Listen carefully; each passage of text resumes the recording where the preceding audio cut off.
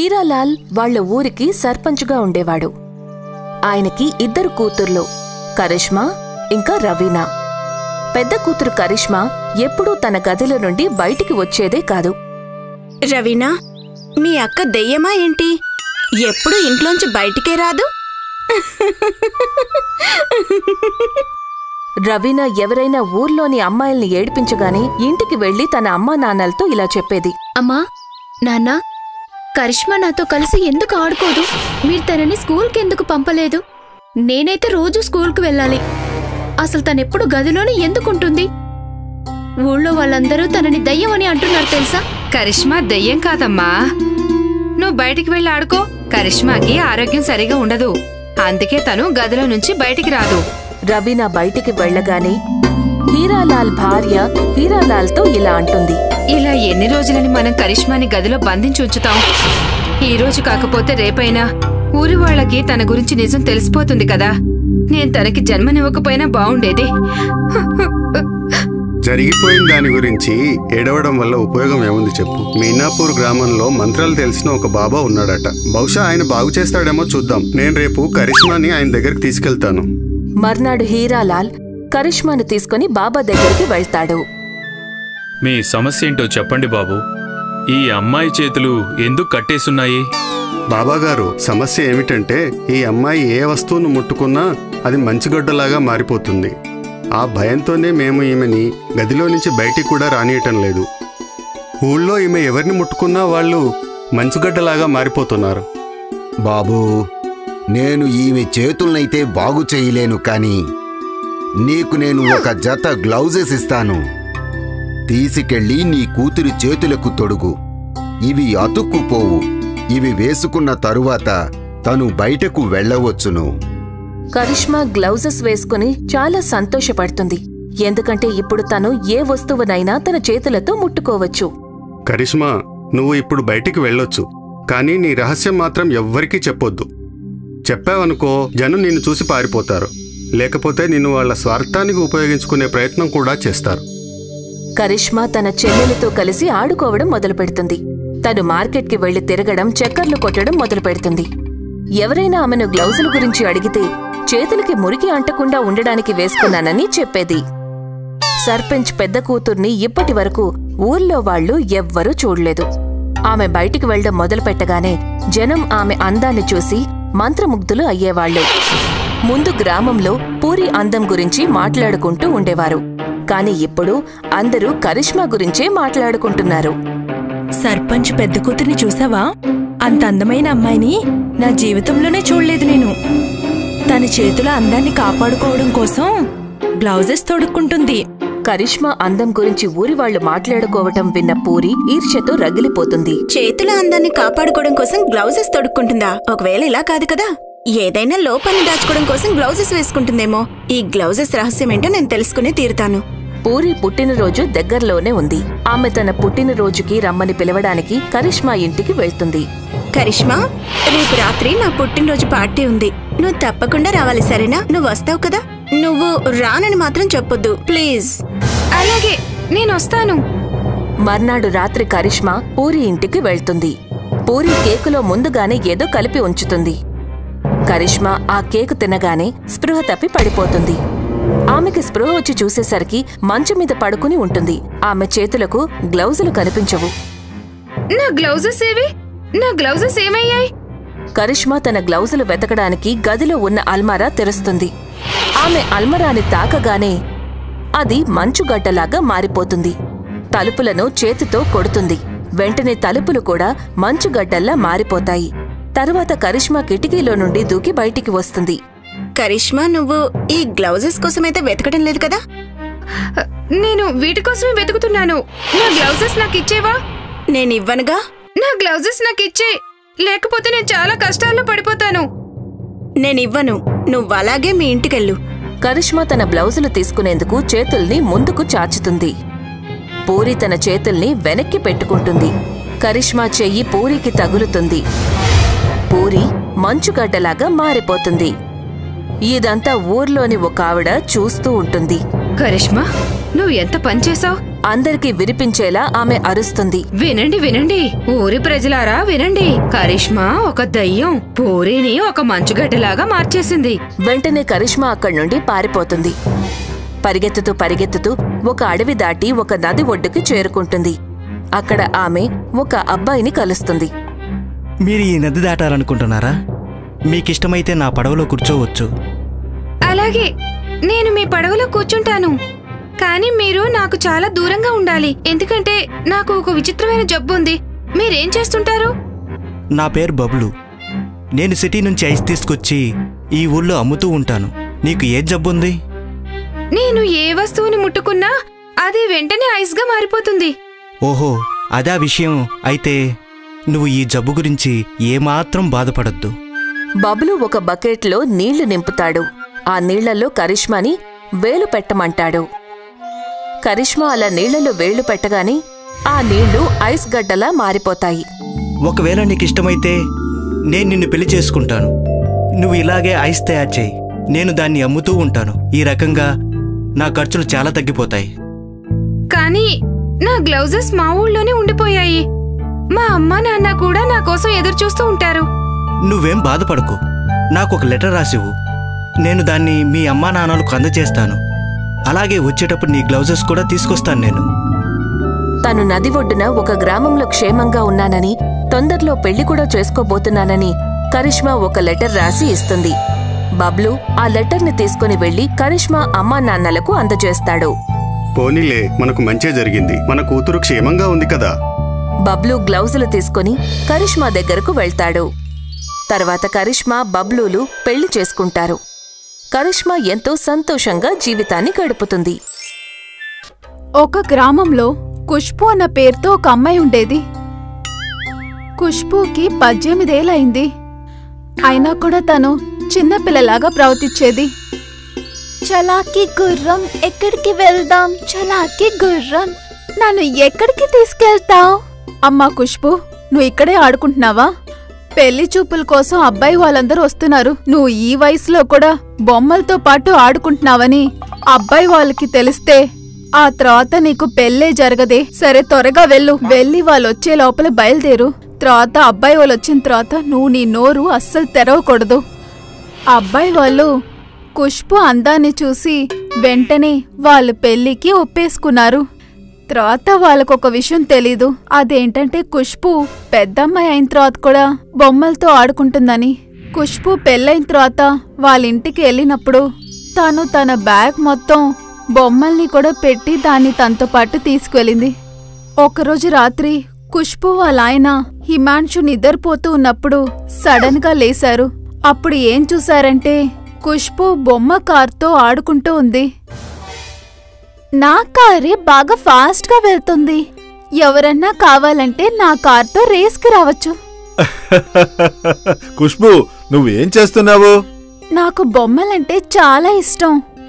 హిమాన్షు ఆ రోజు రాత్రి ఖుష్బూ బొమ్మలతో ఆడేది అస్సలు పట్టించుకోలేదు. కాని ఖుష్బూ రోజు బొమ్మలతో ఆడుకునేది తాను చూసి అది చాలా కోపం వచ్చేసింది. అందుకని ఒకరోజు ఖుష్బూని తిట్టడం స్టార్ట్ చేశారు. ఏంటి నువ్వు పిచ్చిదానిలాగా చిన్నపిల్లలాగా ఇలాగ బొమ్మలతో ఆడుకుంటున్నావేంటి? అది చూసి హిమాన్షు వాళ్ళ అమ్మ కూడా అక్కడ రూమ్కొచ్చింది. ఇక్కడ చూడ్రా, తాను వాళ్ళ అమ్మ మనల్ని మోసం చేసేశారు. తాను పిచ్చిదనుకుంటా. పొద్దున పూట కూడా తను బొమ్మలతో ఆడుకోవటం నేను చూశాను. నేనేం పిచ్చిదాను కాదు. నాకు బుద్ధి లేదని మీరేం అనుకోకండి. ఈ బొమ్మలంతా నాకు మా నాన్న ఇచ్చారు. మా నానంటే నాకు చాలా ఇష్టం. అతను గుర్తుతోనే నేను ఈ బొమ్మలన్నీ ఉంచుకున్నాను. నాకు అస్సలు అవసరం లేదు. ఇలా బొమ్మలతో ఆడుకునేది నాకు అస్సలు అవసరం లేదు. హిమాన్షు వాళ్ళ అమ్మ ఖుష్బూని రాత్రి సమయంలో తన ఇంటి నుంచి పంపించేశారు. ఇదిగో నీ సామాన్లు, నీ బొమ్మలు. ఇక మీదట నీ ముఖాన్ని కూడా నాకొచ్చి చూపించకో. పాపం ఖుష్బూ ఏడుస్తూ బయలుదేరి వాళ్ళ అమ్మ ఇంటికి వెళ్ళింది. ఖుష్బూ వాళ్ళమ్మ ఒంట్లో బాండక చాలా సాడ్గా బెడ్ పైన పడుకోనుంది. ఏంటమ్మా ఖుష్బూ, ఈ రాత్రి సమయంలో వచ్చావు? మా ఆయన నన్ను ఇంట్లో నుంచి బయటికి గెంటేశారమ్మా. నువ్వు దేనికి బాధపడద్దమ్మా. ఖుష్బూ వాళ్ళమ్మ సడన్ గా బాగా దగ్గటం మొదలు పెట్టేశారు.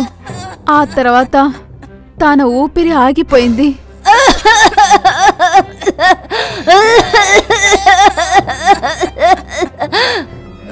అమ్మా అమ్మా అమ్మ లేవండి అమ్మా.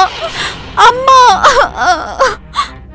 మీరు నన్ను ఇలా వదిలేసి వెళ్ళిపోయారేంటమ్మా. ఖుష్బూ వాళ్ళమ్మ ఖుష్బూ పెళ్లితోనే మొత్తం డబ్బుల్ని ఖర్చు పెట్టేశారు.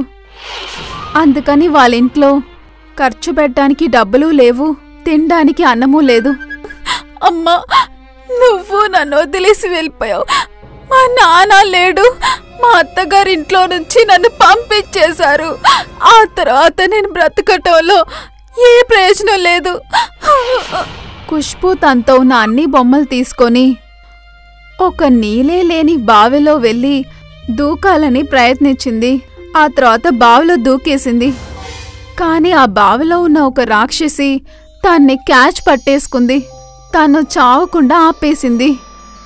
భయపడద్దు, నేను నిన్ను ఏమీ చేయను సరేనా? ఎందుకంటే నేనొక మంచి రాక్షసిని. నీలాగే తలరాతలు సరిలేని చాలామంది ఈ బావిలో దూకి సావాలని ఎంతో ప్రయత్నించారు. కాని నేను వాళ్ళని కాపాడేశాను. ఇప్పుడు నువ్వు చెప్పు, నువ్వు ఎందుకు సావాలనుకున్నావు? ఖుష్బూ ఆ రాక్షసితో తనకి ఏం జరిగిందో అది మొత్తం చెప్పేసింది. నేను మీ అమ్మా నాన్నల్ని మళ్ళీ ప్రాణాలతో తీసుకురాలేను. కానీ ఇక్కడ చూడు, నీకోసం ఒక మంచి జీవితాన్ని నేను ఇవ్వగలను. నీకు బొమ్మలంటే చాలా ఇష్టం కదూ? ఇదిగో మాయా తాళాలు. ఈ తాళాన్ని నువ్వు ఏ బొమ్మలో పెట్టి యూజ్ చేస్తావో ఆ బొమ్మ ఒక ప్రాణం ఉన్న జీవంగా మారి నీ ముందరే ఉంటుంది. ఇదిగో నీ తాళాలు. కానీ ఒకటి, అతి ఆశ ఉండకూడదు. నీకు ఏ వస్తువు కావాల్సి ఉంటుందో ఆ వస్తువులోనే ఈ కీ పెట్టాలి. రాక్షసి ఖుష్బూని ఆ కీ ఇచ్చి బయటికి పంపించేసింది. ఖుష్బూ ఒక గుర్రం బొమ్మకి తాళాలు వేసి ట్రై చేసింది. అప్పుడు ఆ బొమ్మ నిజంగానే గుర్రంగా మారిపోయింది. ఆ గుర్రాన్ని తీసుకొని ఖుష్బూ తన ఇంటికి బయలుదేరింది. ఇంటికి వెళ్ళిన తర్వాత ఆ తాళాలు ఒక అబ్బాయి బొమ్మకి పెట్టింది. ఆ బొమ్మకి నిజంగా జీవం వచ్చి ఒక అబ్బాయిగా మారాడు. ఖుష్బూ తనని పెళ్లి కూడా చేసుకుంది. ఉండడానికి ఒక ఇల్లు ఉంది. బ్రతకడానికి నా భర్త ఉన్నాడు. ఇప్పుడు రోజు తినడానికి నాకు ఏదన్నా ఒక పని కావాలి. ఖుష్బూ తన ఆయనతో వెళ్ళి అగ్రికల్చర్ పని మొదలుపెట్టింది. దాంతో కొంచెం డబ్బులు చేరిన తర్వాత ఆ డబ్బులతో ఒక బొమ్మల షాపు ఓపెన్ చేసింది. తాను వాళ్ళ ఆయన ఆ కొట్టును చూసుకుంటూ వచ్చారు. అప్పుడు వాళ్ళ లైఫ్ కూడా సంతోషంగా ఉంది. అప్పుడు ఒకరోజు ఖుష్బూ పక్కింట్లో ఉన్న జమున హిమాన్షు ఇంటికి వెళ్ళింది. మీరు ఎవరినైతే బయటికి పంపించేశారో ఆ కోడల చేతిలో ఒక మాయ తాళం దొరికింది. ఆ తాళం ఏ బొమ్మలో తను పెట్టినా ఆ బొమ్మ ప్రాణం ఉన్న జీవంగా వస్తుందంట. మీ కోడలింట్లో టీవీ, ఫ్రిడ్జు, వాషింగ్ మిషను ఇవన్నీ నేనదంతా చూసే ఇక్కడికొచ్చాను. అది మట్టికి కాకుండా ఇన్ని ఐటమ్స్ ఈ గ్రామంలో ఎవరి దగ్గరుంది? అప్పుడే హిమాన్షు ఆలోచించాడు. ఆ తాళాలు మాత్రం నా దగ్గర దొరికుంటే ఎలా ఉంటదనేది ఆలోచించాడు. ఒకరోజు రాత్రి హిమాన్షు ఖుష్బూ వాళ్ళ ఇంటి పైకెక్కి కూర్చున్నాడు. దానిలో ఒక పెంకును తీసేసి ఆ ఇంట్లో దూకేశాడు. ఆ తర్వాత ఆ తాళాల్ని అతను దొంగలిచ్చేశాడు. హిమాన్షు మార్కెట్కి వెళ్ళి అక్కడ బొమ్మల షాపులో ఒక ఇల్లు, ఒక అందమైన అమ్మాయి బొమ్మని తను కొన్నాడు. అసలు కథ ఇప్పుడే మొదలవబోతుంది. ఈ బొమ్మ ఇల్లుతో నేను ఒక పెద్ద ఇల్లు కట్టబోతున్నాను. అలాగే ఈ బొమ్మేమో ఒక అందమైన అమ్మాయిగా మారబోతుంది. ఆమెను నేను పెళ్లి చేసుకుంటాను. హిమాన్షు ఏం ప్రయత్నిస్తున్నాడంటే ఆ బొమ్మని ఒరిజినల్ ఇల్లుగా మార్చాలనుకుంటున్నాడు. ఆ బొమ్మకి తాళాలు పెట్టాడు. కానీ ఆ బొమ్మ పెద్ద ఇల్లుగా మారలేదు. కానీ ఆయనున్నే పెద్ద ఇల్లు చిన్న బొమ్మగా మారిపోయింది. అరే ఏంటిది? ఆ తర్వాత హిమాంశు ఆ తాళాల్ని బొమ్మకి పెట్టాడు. కానీ ఆ బొమ్మ అందమైన అమ్మాయిగా మారలేదు. దానికి బదులుగా వాళ్ళమ్మ చిన్నదిగా మారిపోయింది. అమ్మా ఏంటమ్మా ఇది? హిమాంశు, ఇది మన అత్తయ్య ఆశకి దొరికిన బహుమానం. వెళ్ళు వెళ్ళు నాన్న, ఖుష్బూ దగ్గర తాళాలివ్వు. తన దగ్గర క్షమాపణ కూడా అడుగు. హిమాంశు ఏం చేశాడంటే ఖుష్బూ కాల్ దగ్గర పడి క్షమించమన్నాడు. ఆ తర్వాత వాళ్ళమ్మ తన ఇల్లు పాత స్టేజ్కే మారిపోయింది. నాగ్పూర్లో ఒక చిన్న గ్రామంలో హర్ష్ నివసిస్తున్నాడు. హర్ష్ తన తల్లిదండ్రులతో కలిసి నివసిస్తూ ఉంటాడు. హర్ష్ తండ్రి ఒక పేద రైతు, తల్లి ఒక టైలర్. ఇద్దరూ కూడా కష్టపడి పనిచేసి ఇంటి ఖర్చులను నెట్టుకొస్తూ ఉంటారు. హర్ష్ చదువుకి అయ్యే ఖర్చుల కారణంగా ఇద్దరూ ఎంతో కంగారు పడుతూ ఉంటారు. నాకు మన హర్ష్ గురించి చాలా కంగారుగా ఉంది. అదేనండి తన చదువు గురించి. హర్ష్ ఇప్పుడు పెద్దవాడయ్యాడు. మనం తనని ఇప్పుడు స్కూల్లో చేర్పించలేదు అంటే తర్వాత చాలా ఇబ్బంది అవుతుంది. నా ప్రయత్నం నేను చేస్తూనే ఉన్నాను కదా. మన హర్ష్ చదువులో చురుకుగాను చాలా తెలివైన వాడుగాను ఉన్నాడు. ఇప్పటినుంచే తనకి పుస్తకంలో ఇంగ్లీష్ చదవడం కూడా వస్తుంది. మనం రేపు ఉదయాన్నే తనను తీసుకుని ఒక పెద్ద విద్యాలయానికి వెళదాము అడ్మిషన్ తీసుకోవడానికి. మరుసటి రోజు ఉదయాన్నే రామ్ నారాయణ్ ఇంకా కుసుమ హర్ష్ని తీసుకుని పెద్ద విద్యాలయానికి వెళ్తారు. రామ్ నారాయణ్ అక్కడి అందాల్ని చూసి ఆశ్చర్యపోతాడు. అమ్మా, నేను ఈ స్కూల్లో చదువుతానా? అవును బాబూ, నువ్వు ఇదే స్కూల్లో చదువుతావు. ఇక్కడ చదివి గొప్పవాడివవుతావు. ఇటువంటివి ఎన్నో స్కూల్స్ కూడా పెడతావు. నాకు చాలా కంగారుగా ఉంది. ఒకవేళ మనం ఎక్కువ డబ్బులు కట్టాల్సి వస్తుందేమో. అరే, ముందు మీరు పదండి, అక్కడికి వెళ్లి చూస్తేనే కదా తెలుస్తుంది. అక్కడికి వెళ్లగానే వాళ్ళని గేటు దగ్గర ఉన్న వాచ్మెన్ ఆపేస్తాడు. ఆగండి, ఎక్కడికి వెళ్తున్నారు? అనుమతి లేకుండా? అదేంటంటే నేను నా కొడుకుని ఈ విద్యాలయంలో చేర్పించాలి అనుకుంటున్నాను.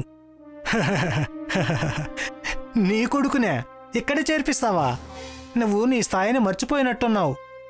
ఇక్కడికి ధనవంతుల కొడుకులే వస్తారు. కానీ నిన్ను చూస్తుంటే నువ్వు రోడ్లు ఊడ్చేవాళ్ళలాగా ఉన్నావు. మీరెందుకు ఇలా మాట్లాడుతున్నారు? నా కొడుకు చదువులో ఎంతో తెలివైనవాడు. దయచేసి మమ్మల్ని లోపలికి పంపించండి. మమ్మల్ని అవమానించకండి. నేను నీకు చెప్పాను కదా, వెళ్ళిపో. లేదంటే నేను నా లాఠీని ఉపయోగించాల్సి ఉంటుంది. వాచ్మెన్ వాళ్లని తిట్టి అక్కడ్నుంచి పంపించబోతూ ఉండగా ఆ విద్యాలయంలో పనిచేసే ఒక మాస్టర్ అక్కడికి వస్తారు. రామ్ నారాయణ్ ఇంకా అతని కుటుంబాన్ని చూసి ఇలా అంటారు. వాచ్మెన్, నేను నీకు ఎన్నోసార్లు చెప్పాను ఎవరితోనూ ఇలా మాట్లాడకూడదని. వెళ్ళు వెళ్ళు, ఇక నువ్వు పని చూసుకో, నేను చూసుకుంటాను. మీరందరూ నాతో ఆఫీస్ రిసెప్షన్కు రండి. అందరూ కలిసి రిసెప్షన్లోకి వెళ్తారు. మేడం, అది వీళ్ళు మన విద్యాలయంలో వాళ్ళ కొడుకుని చేర్పించడానికి వచ్చారు. అందుకని నేను వీళ్ళని లోపలికి తీసుకొచ్చాను. ఆ పిల్లవాడు చాలా తెలివైనవాడు. చెప్పండి, ఏంటి విషయం? మీకు మా స్కూల్ పేరేంటో తెలుసా? ఇది దీన్ దయాల్ స్కూల్. ఇది చాలా పెద్ద గవర్నమెంట్ స్కూల్. మేమిక్కడ పిల్లలకి ఆంగ్లేయుల పద్ధతులన్నీ నేర్పిస్తాము. వాళ్లల్లో డిసిప్లైన్ ఉంటుంది అని.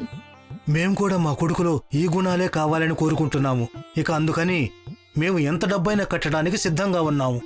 రామ్ నారాయణ్ ఆ మాట అనగానే ప్రిన్సిపల్ ఇంకా ఆ మాస్టర్ కళ్ళు స్వార్థంతో మెరిసిపోతాయి. అప్పుడు మాస్టర్ ఆ ప్రిన్సిపల్ మేడంతో ఇలా అంటాడు.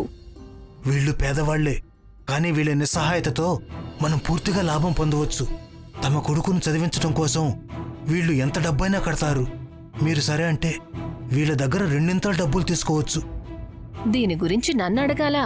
వాళ్ల దగ్గర నుంచి డబ్బులు వస్తేనే కదా మన పిల్లలు కుటుంబం సంతోషంగా ఉంటుంది. ఎంత దోచుకోగలిగితే అంత దోచుకోండి. మన విద్యాలయంలో అడ్మిషన్ 25,000, కానీ వీళ్ళకి నేను 50,000 చెబుతాను. మీరు అంతే చెప్పండి. రామనారాయణ్, నువ్వు 50,000 చెల్లించి నీ కొడుకుని ఈ విద్యాలయంలో చేర్పించు. ఏంటి, అంత డబ్బు నేనెక్కడ కట్టగలను? నాకు కొంచెం సమయం ఇవ్వండి. చూడు, ఒకవేళ మీ అబ్బాయి భవిష్యత్తు బావుండాలి అనుకుంటే ఇక్కడ చేర్పించు. లేదంటే మా సమయాన్ని వృధా చేయకుండా ఇక్కడి నుంచి వెళ్ళిపోండి. మీ దగ్గర డబ్బులున్నప్పుడు ఇక్కడికి రండి. రామ్ నారాయణ్, కుసుమ ఇంకా హర్ష్ నిరాశ చెంది ఇంటికి వెళ్ళిపోతారు. నాన్న, నా వయసులో ఉన్నోళ్ళందరూ స్కూలుకి వెళ్తున్నారు. మంచి మంచి టిఫిన్లు తీసుకెళ్తున్నారు. నేనెప్పుడు స్కూల్కి వెళ్తాను? నువ్వు తప్పకుండా వెళ్తావు బాబు. నువ్వు కాస్త ఓపిక పట్టు. నాకు హర్ష్ గురించి చాలా కంగారుగా ఉంది. 50,000 రూపాయలా మనం ఎక్కడి నుంచి తీసుకురావాలి? మన బిడ్డను చదివించడం కోసం నేను ఏమైనా చేస్తాను. అయితే మనం మన ఊర్లో ఉన్న రాము బాబాయ్ సాయం తీసుకుందాం. ఊర్లో అందరికంటే ఎక్కువగా చదువుకున్నది ఆయనే కదా. ఆయన మనకి తప్పకుండా సాయం చేస్తారు. రామ్ నారాయణ్ ఇంకా కుసుమ రాము బాబాయ్ ఇంటికి వెళ్తారు. ఆయనకి తమ సమస్య చెప్తారు. అప్పుడు రాము బాబాయ్, మీరు మీ బిడ్డని మన ఊర్లో ఉన్న విద్యాలయంలో ఎందుకు చేర్పించకూడదు? మన ఊరి విద్యాలయంలోనా? మన ఊర్లో విద్యాలయం ఎక్కడుంది? మన ఊర్లో మంచి శిక్షణ లభించటం లేదు. అందుకే పిల్లల్ని వేరే గ్రామంలో లేదా పట్టణంలో విద్యాలయాల్లో చేర్పిస్తున్నారు. మీరిద్దరూ నాతో పాటు రండి. నేను మీకు మన ఊర్లో ఒకటి చూపిస్తాను. రాము బాబాయ్ వాళ్ళని అడవిలో నుంచి ఒక గుహ దగ్గరికి తీసుకువెళ్తారు. ఆ తర్వాత, ఈ గుహలోకి వెళ్ళండి, మీకు అంతా తెలిసిపోతుంది. కుసుమ ఇంకా రామ్ నారాయణ్ గుహలోకి వెళ్లగానే వేరే లోకంలోకి చేరుకున్నట్టు ఉంటుంది. వాళ్ల ఎదురుగా ఒక పెద్ద పాఠశాల కనిపిస్తుంది. అది బంగారంతో ఉన్నట్టు అనిపిస్తుంది. ఆ పాఠశాలకి బంగారు గంట ఉంటుంది, బంగారు బ్లాక్ బోర్డ్, బంగారు బెంచెస్ ఉంటాయి. దానిమీదే పిల్లలందరూ కూర్చుని చదువుకుంటారు. అదంతా చూసి కుసుమ రామ్ నారాయణ్ ఆశ్చర్యపోతారు. రాము బాబాయ్ని ఇలా అడుగుతారు, ఇదంతా ఎలా సాధ్యం? మన గ్రామంలో బంగారు పాఠశాల ఎలా వచ్చింది? అసలు ఇది ఎందుకు రహస్యంగా ఉంది? అప్పుడు రాము బాబాయ్ వాళ్లకి వివరంగా చెప్తారు. ఆంగ్లేయులకు భయపడి ఈ స్కూల్ని మన పూర్వీకులు ఇక్కడ కట్టించారు. మన సంస్కృతి మారకుండా ఉండటం కోసం మా నాన్నగారు ఈ పాఠశాలలో మాస్టారుగా పనిచేశారు. ఒకరోజు వారిని ఆంగ్లేయులు పట్టుకున్నారు. ఎందుకు పనికిరాని నువ్వు మాలాగా స్కూలు పెడుతున్నావా? నిన్ను నేను వదిలిపెట్టాను. కానీ మేము మీకు ఏం అన్యాయం చేశాము? మీరు మీ పిల్లల్ని చదివించి మాకంటే గొప్పవాళ్లను చేయాలనుకుంటున్నారు. అది నేను ఎప్పటికీ జరగనివ్వను. మీరు మా నుండి ఏమి కోరుకుంటున్నారు? మేమేం చెయ్యాలి చెప్పండి? ఈ నాగపూరు గ్రామంలో ఎంత బంగారం అయితే ఉందో అది తీసుకొచ్చి మాకు ఇవ్వాలి. మీ ఈ మురికి స్కూల్ను మూసేసి ఇక్కడి నుంచి వెళ్ళిపోవాలి. నేను మీకు ఖచ్చితంగా బంగారాన్ని ఇవ్వను. బంగారం మొత్తం తీసుకువెళ్ళి అడవిలో ఉన్న గుహలో దాచిపెడతాను. ఒక కొత్త ప్రపంచాన్ని సృష్టిస్తాను.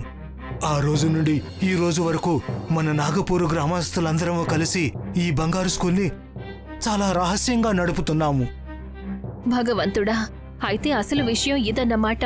మీరు మా అబ్బాయిని కూడా ఈ బంగారు స్కూల్లో చేర్చుకుంటారా? దయచూపించండి రాము బాబాయ్. నా బిడ్డకు శిక్షణ చాలా అవసరం.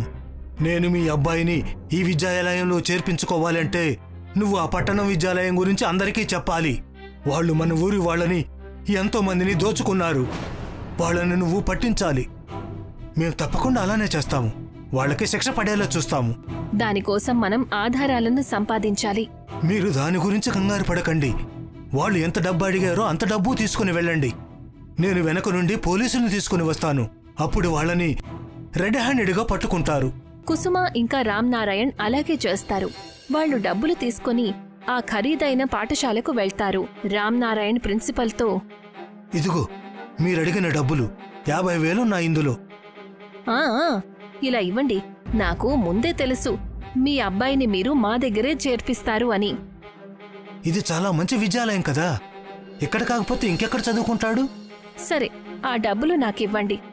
రామ్ నారాయణ్ ప్రిన్సిపల్కి డబ్బులు ఇవ్వగానే, డబ్బులు చేతిలోకి తీసుకోగానే ఆ గదిలోకి పోలీసులు వస్తారు. ఆవిడ్ని రెడ్ హ్యాండెడ్గా పట్టుకుంటారు. మేము జైల్లో మీకు మంచి శిక్షణ ఇస్తాము. నేను నా భర్త కష్టపడి రాత్రి పగలు అందరిళ్లల్లో పనులు చేసి మా పిల్లల్ని చదివించాలనుకుంటున్నాము. కానీ మీకసలు కొంచెం కూడా సిగ్గులేదు. ప్రిన్సిపల్ ఇంకా మాస్టర్ ఇద్దరూ రెడ్ హ్యాండెడ్గా దొరికిపోతారు. ఇక ఆ విధంగా హర్ష్ తన బంగారు పాఠశాలలో శిక్షణను పూర్తి చేసుకుంటాడు. ఇది చతుర్వేది కుటుంబం. ఈ కుటుంబానికి పెద్ద దిక్కు దీన్ దయాల్ గారు. అతను వృత్తిపరంగా స్కూల్కి హెడ్ మాస్టర్. ఈవిడ అతని భార్య మీనా. ఈయన అతని కొడుకు ధీరజ్. ఇతనికి ట్రక్కుల వ్యాపారం ఉంది. ఈమె కోడలు పూనం. చతుర్వేది కుటుంబం ఎంతో సంతోషంగా సంతృప్తిగా జీవించే కుటుంబం. అమ్మా కోడలా, రా చదరంగం ఆడదాం. లేదు మావయ్య, నేను ఎప్పుడూ ఓడిపోతుంటాను. మీరు ఆయనతో ఆడుకోండి. నేను కూడా ఎప్పుడూ ఓడిపోతూ ఉంటాను. కానీ నాన్న, మనం ఆడదాం. పరాటాలు తయారయ్యేంత వరకు నాకు చెయ్యడానికి ఏమీ లేదు. మనం ఆడదాం నాన్న. ఇప్పుడే మొదలు పెడదాం. తండ్రి కొడుకులు చదరంగం ఆడటానికి కూర్చుంటారు. దీన్ దయాల్ గారు చదరంగం ఆటలో ఉస్తాదు. కొన్ని క్షణాల్లోనే ఆయన ధీరజ్ని ఓడించేశారు. మీరు ఒక్కసారి కూడా నా కొడుకుని గెలవనివ్వడం లేదండి. నేను తనని గెలవనివ్వకుండా ఆపానా ఏంటి? నీ కొడుకుకి గనక గెలిచే టాలెంట్ ఉంటే తను గెలుస్తాడు కదా. ఎవరైనా కావాలని ఓడిపోయి కొడుకుని గెలిపిస్తారా ఏంటి? నాన్న, నాకైతే ఓడిపోవడంలో కూడా సరదాగా ఉంటుంది. మీకు ఈ ఆట అంటే ఎంత ఇష్టమో నేను మాటల్లో చెప్పలేను. ఈ ఆట కంటే ఎక్కువగా నాకు పిల్లలకు పాఠాలు చెప్పడం అంటే ఇష్టం. టైం ఇప్పటికే 10 గంటలైంది. నేను స్కూల్కి వెళ్ళొస్తాను. అరే, కానీ మావయ్య టిఫిన్ అయినా చేసి వెళ్ళండి. మీరు టైం లేదు కొడలా నా దగ్గర. ఒక్క నిమిషం ఆగండి, నేను డబ్బాలో పెట్టి ప్యాక్ చేసేస్తాను. అలాగే, కానీ ఒక్క నిమిషంలో. పూనం కంగారుగా డబ్బా ప్యాక్ చేస్తుంది. దీన్ దయాల్ గారు బయలుదేరి వెళ్తారు. దీన్ దయాల్ గారు గవర్నమెంట్ స్కూల్లో హెడ్ మాస్టర్. గవర్నమెంట్ స్కూల్ పరిస్థితి అస్సలు బాలేదు, కానీ చాలా మంచి శిక్షణ లభిస్తుంది. దీన్ దయాల్ గారు ఎంతో శ్రద్ధగా పాఠాలు చెప్పేవారు. ఏంటి చోటో, ఇవాళ నువ్వు ఎందుకెంత ఆలస్యంగా వచ్చావు? అది సార్, నేను పక్క ఊరికి వెళ్ళొచ్చాను. మా అక్కని అత్తారింట్లో దించి రావడానికి. అక్కడ నుండి నేను పరిగెత్తుకుంటూ వచ్చాను, అయినా ఆలస్యమైంది. సరేలే, ఈసారికి నిన్ను క్లాస్లోకి రానిస్తున్నాను. ఈసారి ఆలస్యమైతే నువ్వు ఏం చెప్పినా నేను వినిపించుకోను. అలాగే. దీన్ దయాల్ గారు చదువుని చాలా సీరియస్ గా తీసుకునేవారు. స్కూల్లో గడిపే ప్రతి క్షణం ఎంతో ముఖ్యమైనదని ఆయన భావిస్తూ ఉండేవారు. అందుకని ఆయన ఆలస్యంగా వెళ్లేవారు కాదు. అలాగే పిల్లల్ని కూడా ఆలస్యంగా రానిచ్చేవారు కాదు. వర్షాకాలం మొదలయ్యేంత వరకు అంతా బాగానే గడుస్తుంది. వర్షాలు మొదలవ్వగానే క్లాస్ రూమ్స్ ఖాళీ అయిపోతాయి. ఎందుకంటే గవర్నమెంట్ స్కూల్లో నీళ్లు లీక్ అయ్యేవి. స్కూల్కి మరమ్మతులు చేయించడానికి దీన్ దయాల్ గారు ప్రతి సంవత్సరం గవర్నమెంట్ ఆఫీస్ చుట్టూ తిరిగేవారు. రండి రండి దీన్ దయాల్ గారు, నేను ఇప్పుడే అనుకుంటూ ఉన్నాను, వర్షాకాలం మొదలైపోయినా కూడా మీరు ఇంకా ఎందుకు రాలేదా అని. ఏం తీసుకుంటారు, టీయా కాఫీయా? మీరు మీ స్కూల్ రూఫ్ని కాస్త బాగు చేయించండి చాలు, అంతకంటే నాకు ఏమీ అక్కర్లేదు. ఇలా చూడండి దీన్ దయాల్ గారు, నేను మీ లెటర్ని ప్రతి సంవత్సరం పై అధికారులకి అందజేస్తున్నాను. కానీ మంత్రి గారు మీ ఈ కోరికకు ఫండ్ శాంక్షన్ చేయడం లేదు. ఇప్పుడు ఇందులో నేనేం చేయగలను చెప్పండి? మరైతే నేనేం చేయగలను చెప్పండి? మీరొకసారి వెళ్ళి శిక్షా శాఖ మంత్రిని కలవండి, అప్పుడైనా కాస్త ప్రయోజనం ఉంటుందేమో. అలాగే, అయితే నేను ఈ లెటర్ ఆయనకే ఇస్తాను. దీన్ దయాల్ గారు మంత్రి గారి దగ్గర అపాయింట్మెంట్ తీసుకున్నారు. ఆయన్ని కలవడానికి వెళ్లారు. సార్, నేను గవర్నమెంట్ స్కూల్లో టీచర్ని. మా స్కూల్ రూఫ్ 4 ఏళ్ల నుండి లీక్ అవుతూనే ఉంది. ప్రతి సంవత్సరం నేను గవర్నమెంట్ ఆఫీస్ చుట్టూ తిరుగుతున్నాను. దయచేసి మీరు గనక ఒక్కసారి నా లెటర్ని స్వీకరించి ఆ తర్వాత అధికారులకు ఆదేశాలను ఇవ్వండి. అలాగే, తప్పకుండా. నేను వెంటనే మీ స్కూల్ మరమ్మతు పనులు అప్పగిస్తాను ఎవరైనా కాంట్రాక్టర్కి. ధన్యవాదాలు సార్. దీన్ దయాల్ గారు సంతోషంగా ఉన్నారు. త్వరలోనే వాళ్ల స్కూల్కి మరమ్మతులు జరగబోతున్నాయి అని. ఆయన జిలేబీలతో ఇంటికి వెళ్తారు. ఏంటి విషయం నాన్న, ఇవాళ మీరు సంతోషంగా ఉన్నారు? సంతోషించాల్సిన విషయం ఉంది. ఇవాళ నేను శిక్షా శాఖ మంత్రిని కలిశాను. ఆయన నా లెటర్ని స్వీకరించారు. ఇక త్వరలోనే స్కూల్ మరమ్మతు పనులు పూర్తవుతాయి. అలాగా, ఇదైతే చాలా మంచి విషయం మావయ్య. మంచిది, మీరు మళ్ళీ రోజంతా స్కూల్లో ఉన్నారంటే ఇక్కడ మా బుర్ర తినకుండా ఉంటారు. ఏంటి? ఆ కబురు వినగానే కుటుంబ సభ్యులందరూ సంతోషిస్తారు. దీన్ దయాల్ గారికి పాఠాలు చెప్పడం అంటే ఎంత ఇష్టమో అందరికీ తెలుసు. ఇది జరిగి కొంతకాలం గడుస్తుంది. ఇంతవరకు మరమ్మతుకి ఎవరూ రాలేదు. అందుకని దీన్ దయాల్ గారు తెలుసుకోవడానికి మళ్లీ గవర్నమెంట్ ఆఫీస్కి వెళ్తారు. ఏమైంది దీన్ దయాల్ గారు, మీరేంటి మళ్ళీ ఇక్కడ? నేను మంత్రి గారిని కలిసి వచ్చాను. ఆయన ఏమన్నారంటే ఆయన త్వరలోనే స్కూల్ కాంట్రాక్ట్ ని ఎవరికైనా ఇచ్చి మరమ్మత్తు పనులు మొదలు పెడతామని. కానీ ఎంతవరకు ఏమీ మొదలు కానేలేదు. కానీ మాకు పైనుండి ఎటువంటి ఆర్డర్లు రాలేదే. బహుశా మంత్రి గారు మీ మాట విన్నారు కానీ మర్చిపోయి ఉంటారు. ఏంటి? నేను ఇప్పుడే ఆయన దగ్గరికి వెళ్ళి ఆయనకి గుర్తు చేసి వస్తాను. ఎటువంటి లాభం ఉండదు దీన్ దయాల్ గారు. మంత్రి గారు ఫారెన్ ట్రిప్ లో ఉన్నారు. నెల రోజులు ఉండరు. నెల రోజులా? ఓరి నాయనో, అంతవరకు స్కూల్ మూసి ఉంచాల్సిందేనా? వేరే దారి ఏమీ లేదు కదా. దీన్ దయాల్ గారు దిగులు పడతారు. ఆయన తన కుటుంబ సభ్యులందరికీ ఆ విషయమంతా చెప్తారు. ఇప్పుడేంటి నాన్న? తెలియటం లేదు. త్వరలోనే స్కూల్ మొదలవుతుందని అనుకున్నాను, కానీ ఇప్పుడు అనిపించట్లేదు. దీన్ దయాల్ గారు దిగులుగా ఉండటం చూసి ధీరజ్కి తన భార్యకి చాలా బాధ కలుగుతుంది. వాళ్ళిద్దరూ ఆయనకి సాయం చెయ్యాలనుకుంటారు. మావయ్య, మీరు వేరే చోట ఇంకెక్కడైనా క్లాసులు చెప్పొచ్చు కదా. కానీ ఎక్కడా? అంత పెద్ద చోటు ఈ ఊర్లో ఎక్కడుంది? మన ఇల్లు కూడా అంత పెద్దదేమీ కాదు కదా. ధీరజ్ ఆలోచిస్తూ ఉంటాడు. అంతలో తనకి ట్రక్ కంటైనర్ గురించి గుర్తొస్తుంది. నాన్న, ట్రక్కు కంటైనర్లో క్లాస్ చెప్తే ఎలా ఉంటుంది? ఇదెలా సాధ్యం అవుతోంది? మీరు ట్రక్కు కంటైనర్లో ఆఫీసులను చూసుంటారు కదా, మరి లోపల క్లాసులు కూడా చెప్పొచ్చు కదా. స్కూల్కి మరమ్మత్తు పనులు పూర్తయ్యేంత వరకు పిల్లలందరూ కనీసం చదువుకోవచ్చు కదా. అది సాధ్యమంటావా? తప్పకుండా. మరుసటి రోజు ధీరజ్ తన ట్రక్కుని ఊర్లోకి తీసుకొస్తాడు. ఆ ట్రక్కు మీద ఒక కంటైనర్ ఉంటుంది. ధీరజ్ కంటైనర్ లోపల బ్లాక్ బోర్డ్ పెట్టిస్తాడు. లైట్స్ ఇంకా ఫ్యాన్స్ కూడా. కేవలం ఒక్క రోజులోనే విశాలమైన ట్రక్ స్కూల్ తయారవుతుంది. ఇదిగో చూడండి నాన్న, మీ ట్రక్ స్కూల్ సిద్ధంగా ఉంది. మరుసటి రోజు నుండే ఊర్లోని పిల్లలందరూ కూడా ట్రక్ స్కూల్కి రావడం మొదలు పెడతారు. ఇప్పుడు వర్షం వల్ల ఎటువంటి ఇబ్బంది లేదు. దీన్ దయాల్ గారు మళ్లీ పిల్లలకి చదువు చెప్పడం మొదలు పెడతారు. ఆయన సంతోషంగా ఉండటం చూసి కుటుంబ సభ్యులు కూడా సంతోషిస్తారు. వర్షాకాలం అంతా గవర్నమెంట్ స్కూల్ ట్రక్ స్కూల్గా పూర్తిగా మారిపోతుంది. చివరికి వర్షాకాలం పూర్తయ్యేసరికి సర్కారు వాళ్లు గవర్నమెంట్ స్కూల్కి మరమ్మతులు చేయటం మొదలు పెడతారు. దీన్ దయాల్ గారు సంతోషిస్తారు, ఎందుకంటే పిల్లల చదువు ఆగలేదు. వచ్చే సంవత్సరానికి ట్రక్ స్కూల్ అవసరం ఉండదని అందరూ ఆశిస్తున్నారు.